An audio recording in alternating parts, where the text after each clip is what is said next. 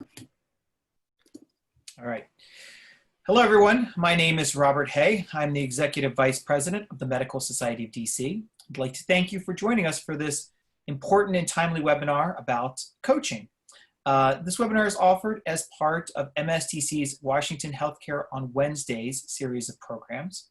Please check our website every Wednesday for new content, whether they be live webinars, pre-recorded, or something else. I'm delighted today to be joined by two of the coaches that participate in the MSDC Healthy Physician Program.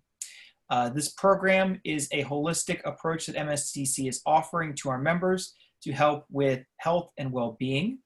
And specifically, the part of the program that we're going to speak to today deals with physician coaching.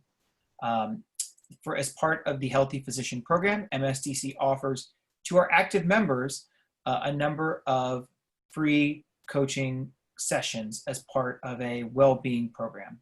So please keep an eye out on our website to learn more about the Healthy Physician Program and how it can help you with your well-being.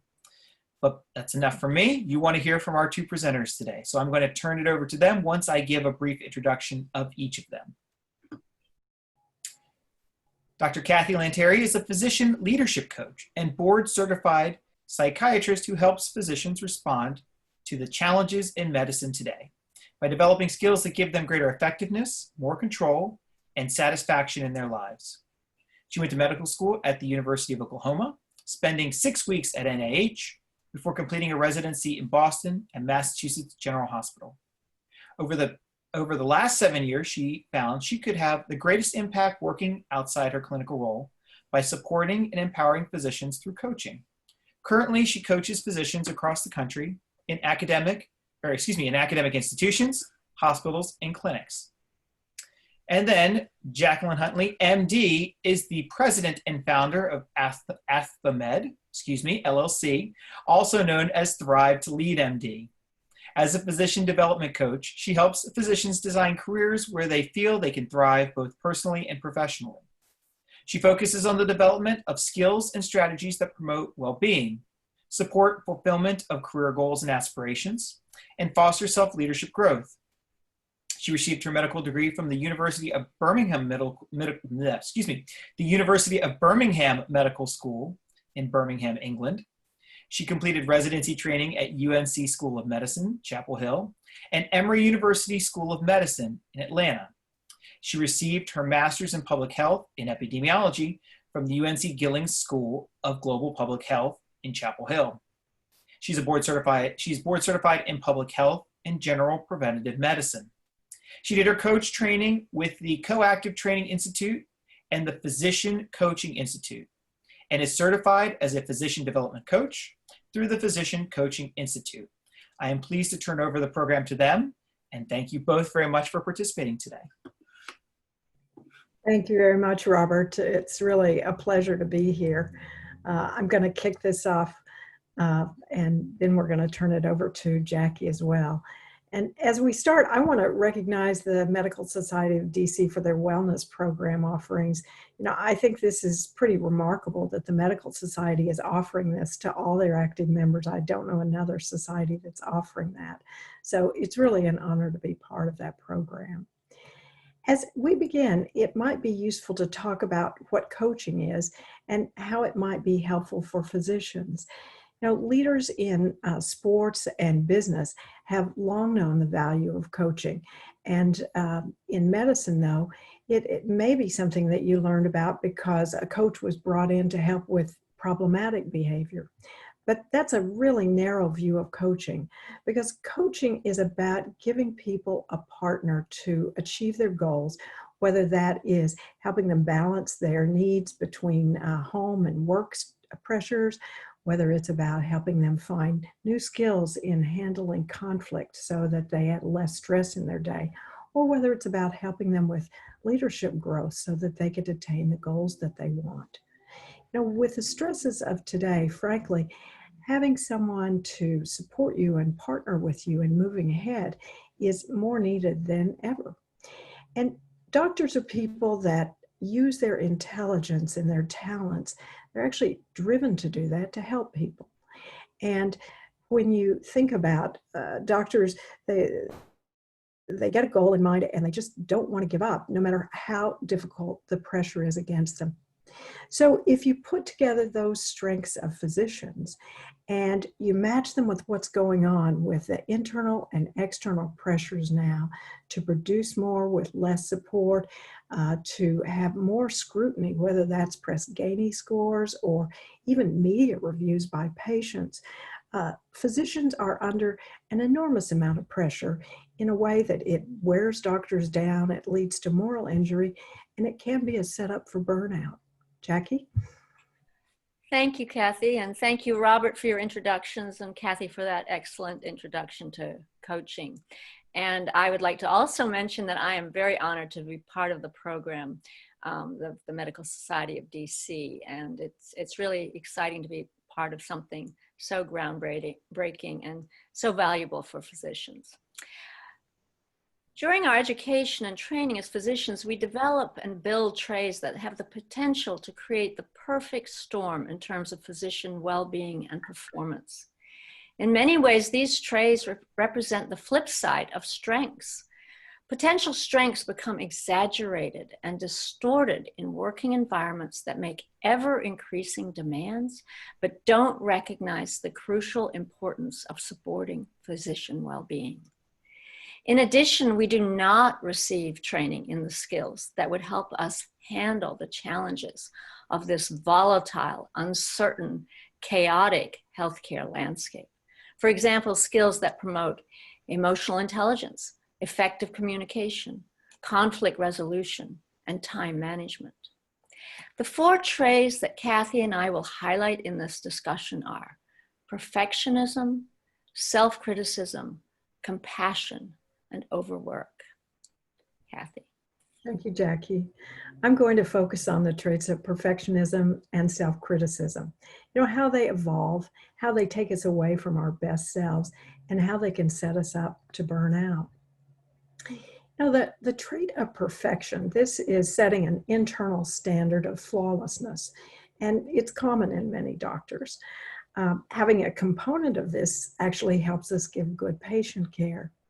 But when it gets to be carried to extremes, it really results in an unhealthful lifestyle.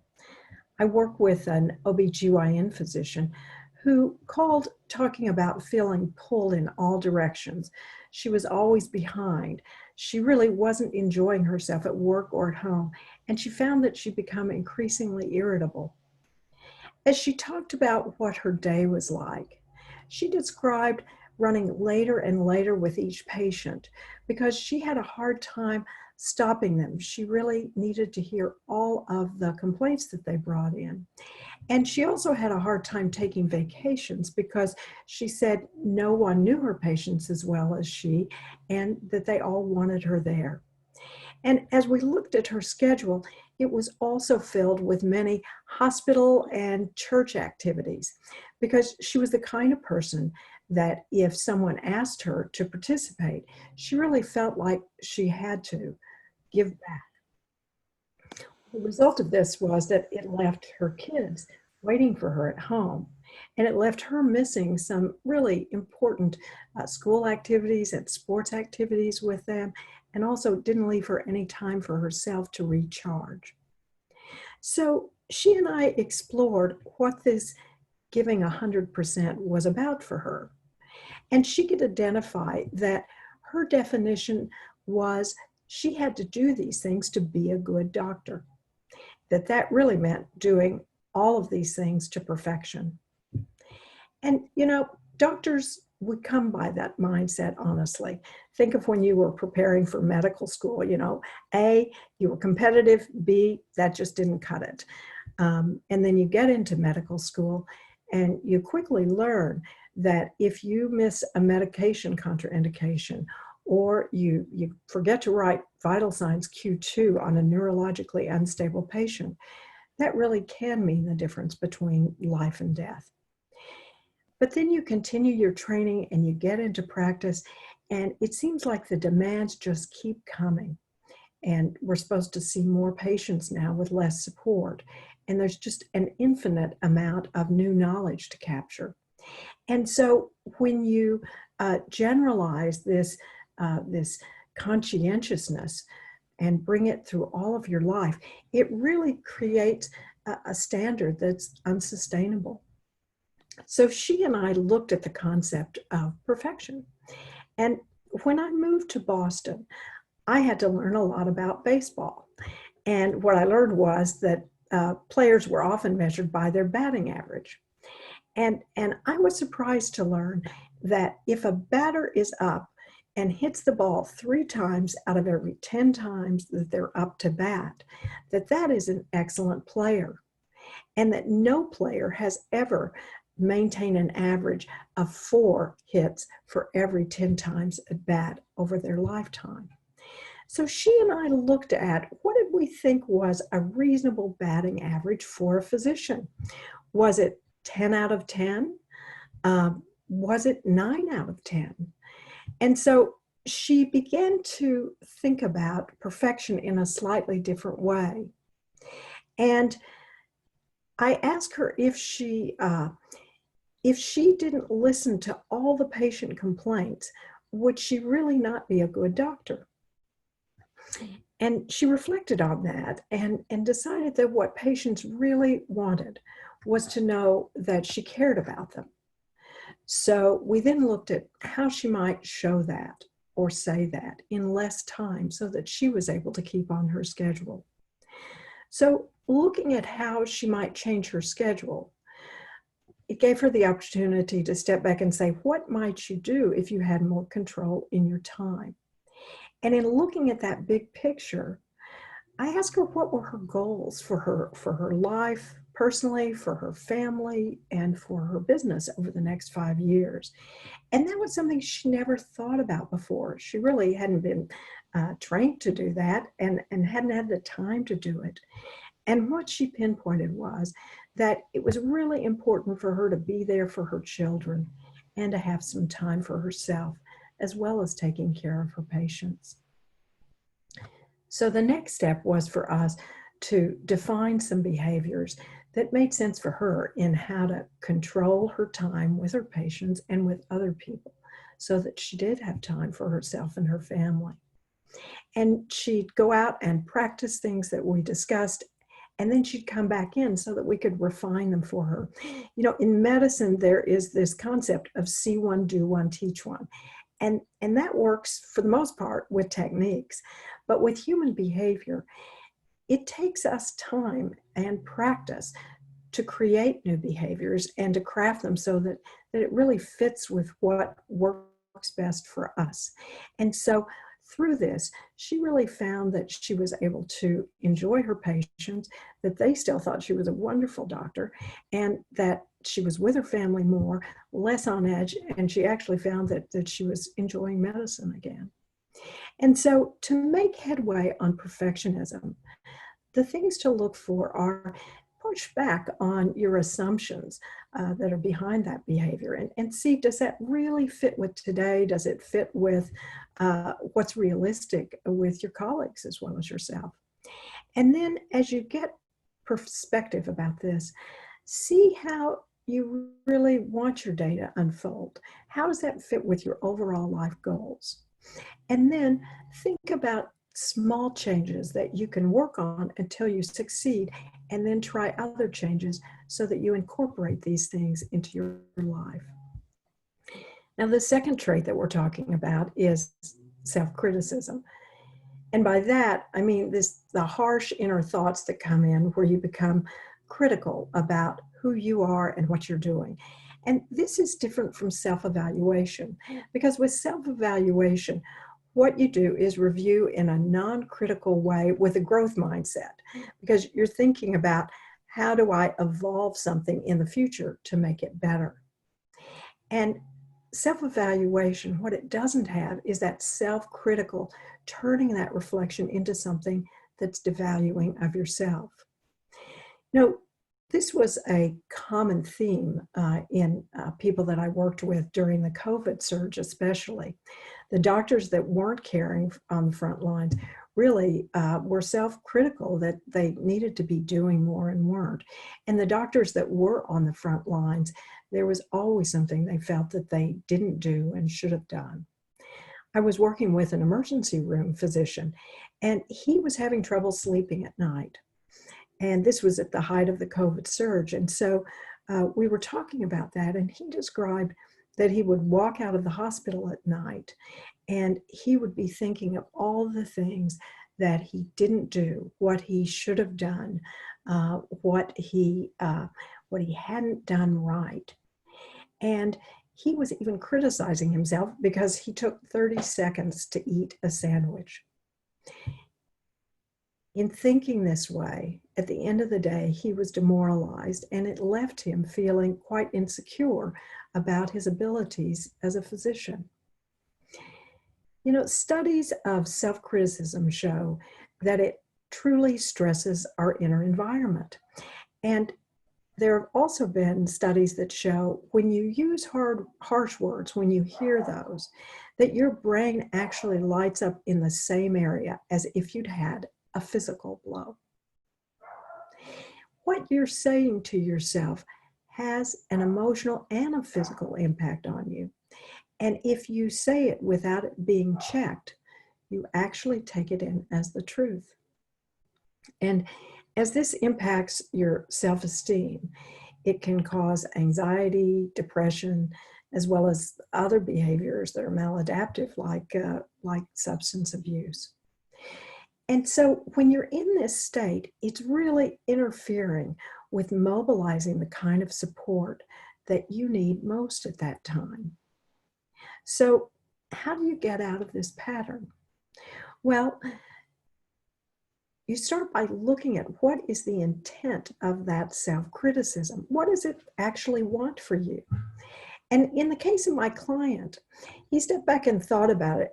And while he was talking to himself, what he wanted to do was to give his patients the best chance of recovery. And he was really understandably frustrated and at times angry that there wasn't the manpower or the equipment or the space to do what he really felt needed to be done.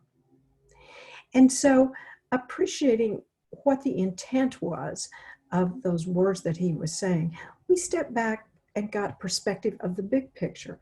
You know, what was there that he really could control? And what was out of his control? What was realistically, humanly possible? And so it turned out that this man had done a heroic job that none of us getting into medicine, unless we plan to go into military medicine, had ever thought of being on the front lines of that kind of battlefield. So appreciating all of that, I asked him to talk to himself in the same way that he would talk to a patient or a colleague. And he reflected and he said, you know, I would never be that harsh to someone else, especially when they were going through such a tough situation. So he began to watch for that self-critical voice. And when he heard it, he would appreciate what he was trying to do. And he would push back on that in ways that were supportive for him instead of being critical. And so the tools to help with self-criticism are to appreciate what your self-talk wants for you. And then knowing that, step back to gain perspective about what's actually humanly possible and not, and use that to reframe your perspective. And then think of what you could say instead to yourself. What would you say to comfort a patient or a colleague? Be part of what you can say to yourself, Jackie's going to talk about, and that includes showing compassion. In times where there is such high pressure, without the natural built-in pressure reliefs that doctors a generation ago had, whether that was meeting in the doctor's lounge or meeting on the golf course, I think that it's very helpful to paraphrase the words of author Leo Buscaglia. Embrace your strengths and accept your human limitations, because without you, the rest of us are without a source of your many wonderful gifts. Jackie?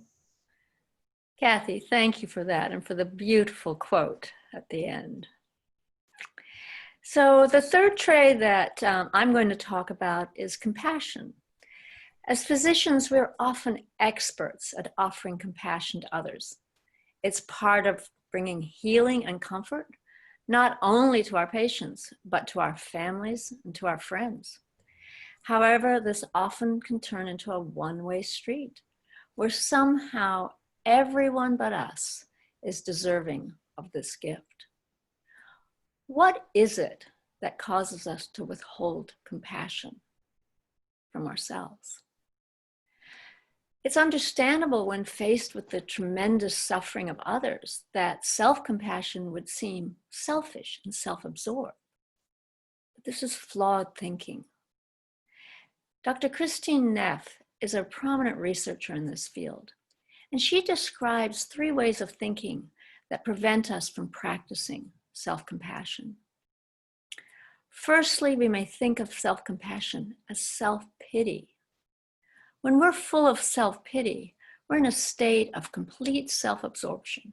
It isolates us from others, and we're consumed with our own emotional dramas. By contrast, with self-compassion, we can simply become part of the stream of basic human experience. And we can unwind ourselves from our emotions to bring a more open, balanced, detached, and less emotionally charged view of a situation. Secondly, we often equate self-compassion with self-indulgence. We deny ourselves the very kindnesses and good wishes that we extend to others, and instead we stay stuck in a guilt-ridden, often miserable mindset. This kind of mindset stifles positive motivation and curtails any ability to grow and learn from different situations. Thirdly, self-compassion should not be confused with trying to boost self-esteem. Although self-esteem is important in that it reflects how we value and perceive ourselves, it can unfortunately turn into a process of measuring our value and success in comparison to others. Pursuing self-esteem can potentially be a recipe for feeling ashamed of who we are and hiding what we see as our flaws. In contrast, self-compassion is a practice that allows us to recognize ourselves in our totality and take an open, caring, and constructive approach to who we are. Withholding compassion for these reasons, which we can all resonate with at times, can just keep us stuck in an endless loop of martyrdom, where everyone else but ourselves is worthy of kindness and compassion. This creates an absolutely excellent recipe for emotional burnout, which not only sabotages our well-being, but also our ability to help others and fulfill our mission. So today we're talking about physician well-being and thriving.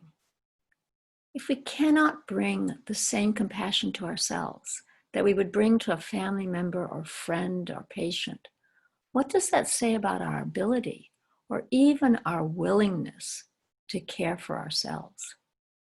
How does this denial serve us and help us to serve others? Dr. Neff describes what she sees as 3 core elements of true self-compassion. Compassion is about self-kindness versus self-judgment. Imagine bringing warmth, kindness, forgiveness, and understanding versus judgment and criticism to yourself during the day. How would that feel? And what possibilities would it open for you? One physician client described this practice of self-kindness versus self-judgment as simply getting out of his own way. He no longer needed to expend enormous amounts of energy resisting the idea that he somehow was not deserving of self-compassion. Instead, he took that energy and converted it to self-kindness and freed himself to move forward with a sense of wholeness and comfort. Self-compassion is also about experiencing common humanity versus isolation. Because of our training, why should we as physicians see ourselves as separate from all others? What would it be like to allow ourselves to feel that we are simply part of general humanity? That we need not feel alone in our suffering and the knowledge of our flaws. This can be a fearful place for many physicians. One woman physician client described how scared she was to let go of her tightly controlled little island of aloneness. She thought that she might simply disintegrate by opening herself up to self-compassion. Instead, by gradually connecting herself back to the human condition and general humanity, she felt actually empowered, supported, and safe. Thirdly, self-compassion is the practice of mindfulness versus over-identification. When we're mindful, we cultivate open, non-judgmental awareness in our lives. By doing this, we free ourselves from continuously reacting to what is happening around us. We no longer need to get caught up and trapped by our emotions. A surgeon client found that this particular element of self-compassion grounded him and opened space within him to reconnect to his love of photography. Not only did he experience the healing of self-compassion, he was once more able to explore his inner creative gifts. What opportunities for growth and creative thinking might you discover if you cultivated an open, non-judgmental mindset? Jack Kornfield, the renowned Buddhist teacher and author, states, "If your compassion does not include yourself, it is incomplete." Practicing self-compassion is not only a gift for the individual, but it allows us to more fully express compassion to others. If we don't allow ourselves to practice self-compassion, the well will run dry, and ultimately we will not be able to be there either for ourselves or for others. There's some other self-compassion exercises that I recommend to my clients. Speak to yourself as you would a friend. Write yourself a letter that introduces acceptance and compassion to those personal, professional issues that you find yourself being judgmental about. Find a phrase that you can use during the day that supports you. For example, I do my best. I let go of the rest. So the last trait that I'm going to talk about today is that of overwork. Physicians today are often met with situations that put ever increasing demands on their time and energy. The frequent response to these demands, however excessive, is for them to put their heads down and just work harder and harder.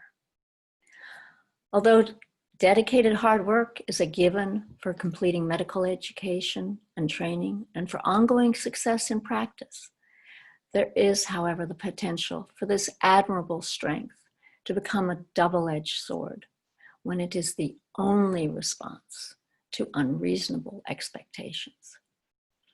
In addition, an often extreme sense of needing to shoulder and be solely responsible for any new demands made at work and at home can accelerate physicians trapping themselves in an ever expanding workload. Although COVID-19 has created exceptional circumstances, many physicians were already experiencing negative sequelae prior to the pandemic from overburdened work environments. Non-stop hard work without restorative activities is like a journey down a tunnel with no end and no light.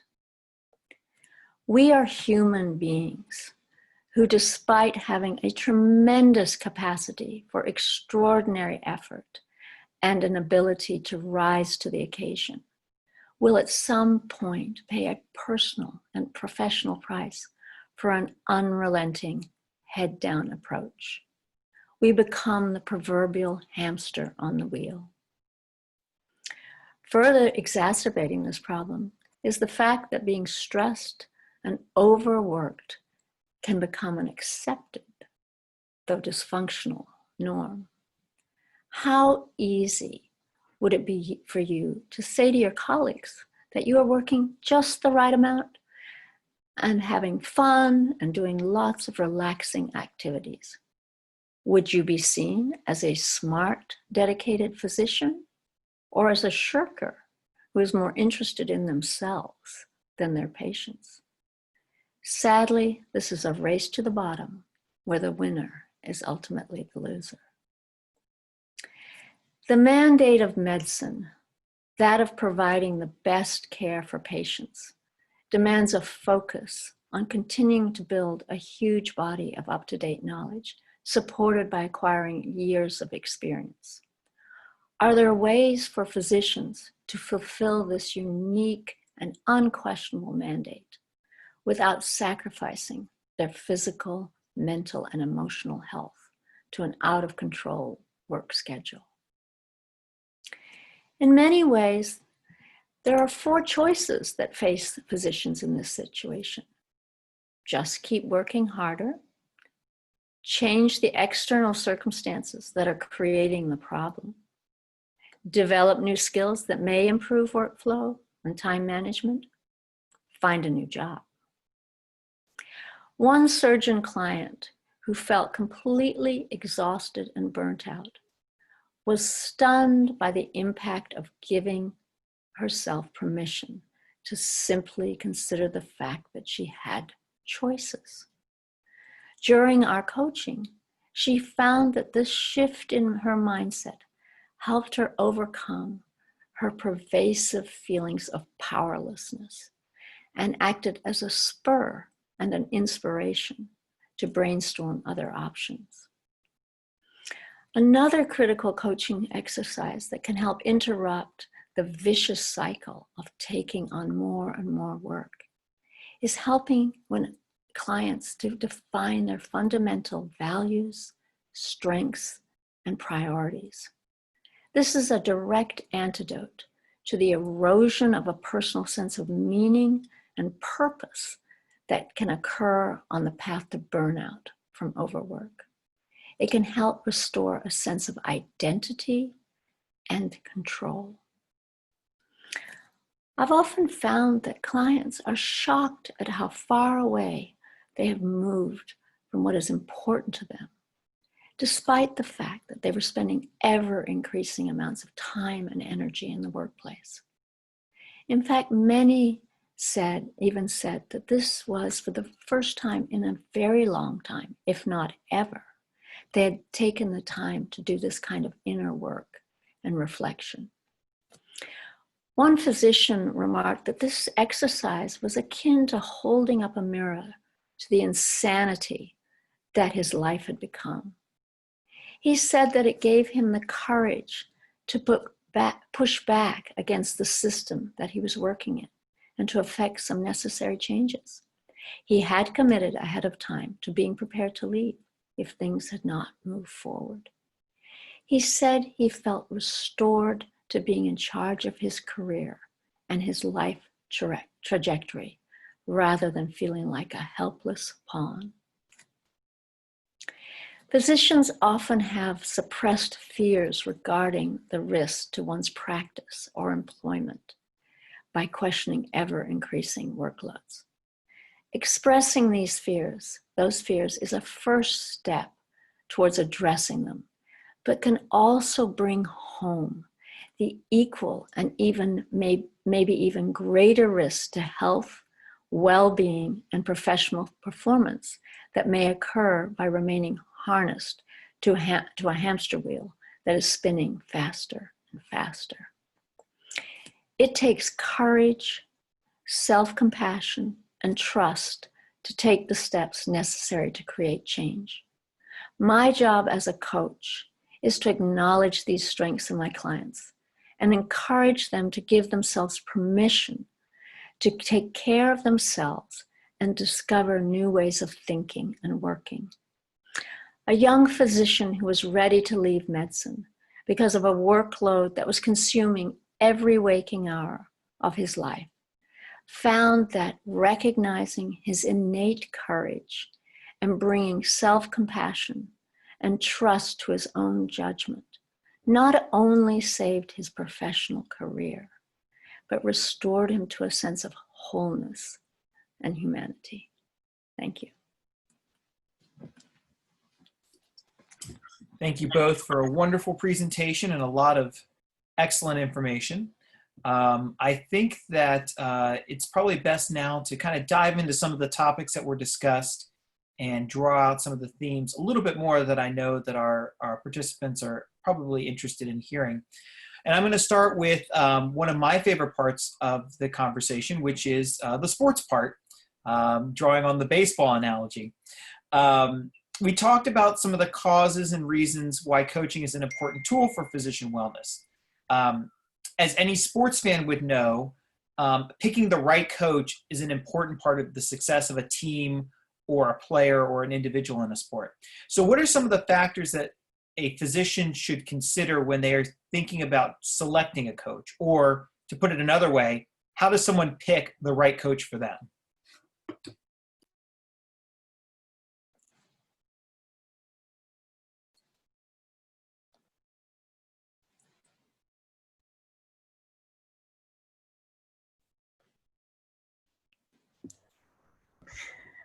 Great question, Robert. Thank you. You know, it's really in some ways just like choosing a doctor in the sense that you want to look at their background and their training and do they listen to you when you come in? And most of all, do you feel comfortable with them? When you think about a coach, some of the frame that you want to look for as you're talking to them is, are they a person who dissects your concerns through an understanding of who you are and what your life is? You know, you want someone who's thinking about working with you individually as opposed to someone who's just giving you some tools. And then, are they someone who is aware of your strengths and also understanding of what your limitations are, so that as you all put together a plan for how to help you move forward, they're really maximizing how to use what you have to give in the best way possible.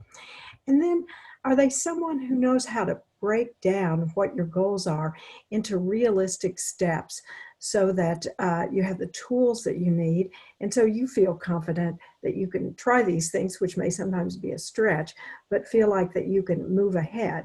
And again, are they someone who's going to be supported? Because it's not see one, do one, teach one. It really is working with someone so that you can refine and craft how you're going to use these tools and move ahead.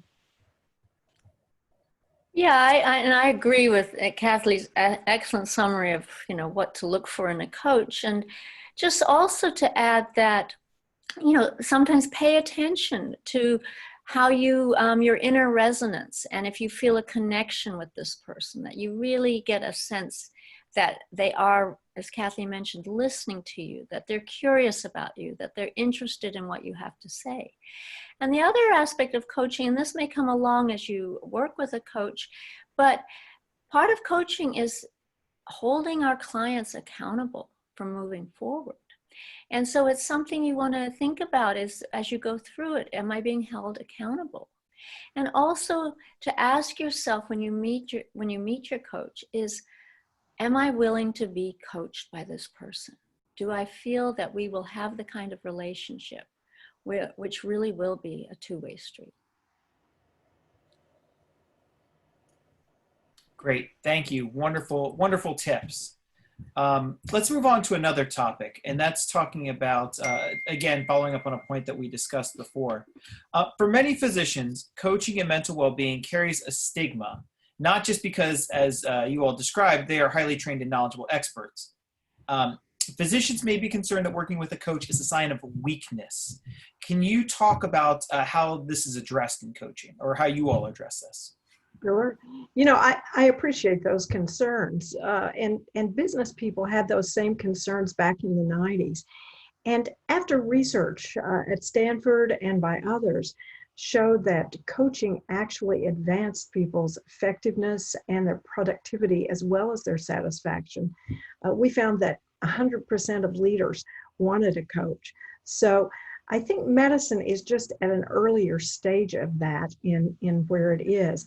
And what I find is that as more and more people have coaching and talk to their colleagues about it, as my coachees find that they're noticing more fulfillment, or they're gaining that C-suite job that they wanted, or they're rolling out hospital initiatives and getting praise for the ability to do things that they might have even felt like were a stretch for them, that I think the actual having people in the hospitals gaining coaching and others seeing what it adds to their life and to what they want to do professionally, that I think that those changes are, or those concerns are changing. And I think another component that what your question speaks to is, in medicine, we have had this high value on intellectual and technical growth, but without validating what physical and emotional needs that healthcare providers have. And working in this system now that has such high pressure to it, without those built-in breaks of the doctor's lounge or going golfing or other things on an afternoon off, the system now is just unsustainable. So I think that medicine is starting to recognize that they need to introduce different changes in well-being. And what I think will happen is actually what I'm seeing in hospitals and with individuals that contact me. And that is that people are starting to see coaching as an investment that's very well spent, just like CMEs are. And that's what some of my coachees are finding, that they are getting support from their institutions to pay for coaching through their CME money. Yeah, Cathy, and just thank you. And just building on what you have said, I think also what plays into this idea that coaching might be seen as a weakness is partly that go it alone mentality in medicine, which is so ingrained in physicians. And just knowing that seeking support, just almost doing a little bit of a mind switch with yourself and saying that, seeking support, what if I saw that as a strength? What if I saw that as being curious about myself?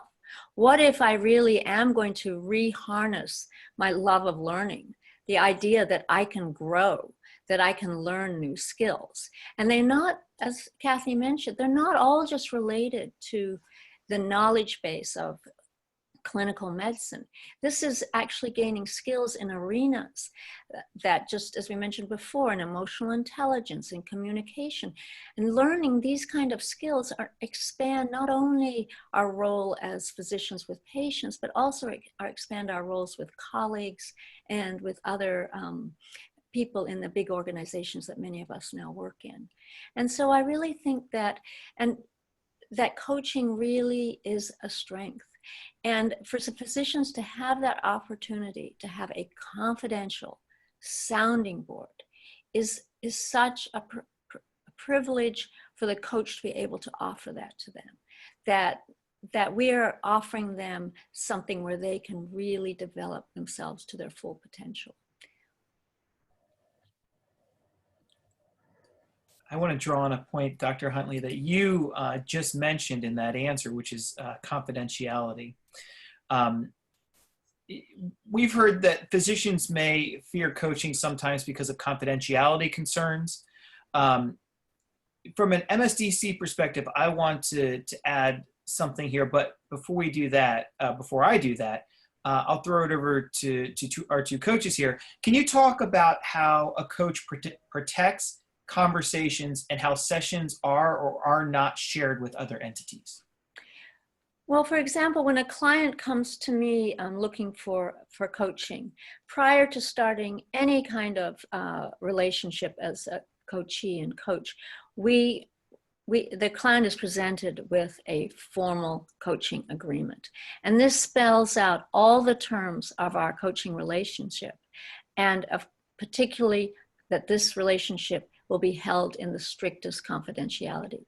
And this is absolutely core to being able to build a relationship that is based on trust and the ability for the coach and the coachee to be open and honest. And none of that information will ever be shared on the one-on-one basis that we're working on with anybody else. Yeah, I certainly agree with Jackie that hits the nail on the head. It really is. This relationship is about trust. And even when I'm contracting with the institutions to work with new leaders and other people in the hospitals, it is a cornerstone as we discuss the contracting that the contents of what's being talked about will not be shared back with the institution. So getting that assurance from your coach from the get-go is just a cornerstone of knowing that you're working with a professional coach. And I will just add for MSDC members that go through the Healthy Physician Program, there is a similar level of protection. We do not ask about your coaching sessions that you engage in through us. We have no information about that. We also do not share information with your employers or anyone else. So we do protect that level of confidentiality as well. So I want to end this session on a question that touches on coaching, but not directly. And this is one of the questions I like to ask whenever we have these sessions come up. Coaching is an element of wellness, but like eating a healthy diet, you need to be well-rounded. What should all be a part of a physician's well-rounded wellness diet? I think to start with, it's fundamental and vital that physicians develop a personal statement of what wellness looks like to them. This may take some reflection on their part as they allow themselves to really connect to their big picture of their lives and how they really want to live and feel. This is an exploration. Some of the tools that I've used in my life and that I've suggested to clients, both as triggers for inspiration and sources of well-being, include, in no particular order, mindfulness meditation, yoga, and journaling. I thoroughly enjoy all kinds of physical activities: swimming, hiking, skiing, reading, gardening, cooking, photography, travel, being with friends, having that kind of support. Now, these are the things that appeal to me and that revitalize and have restored me and kept me going. But above all, it's just essential that physicians that recognize that they need to choose the activities and the ideas and the thoughts that support them and that resonate with them. I can always recommend and suggest something, but it needs to be something that really connects to you and appeals to you. It's not worth going and saying, oh, I need to go and do this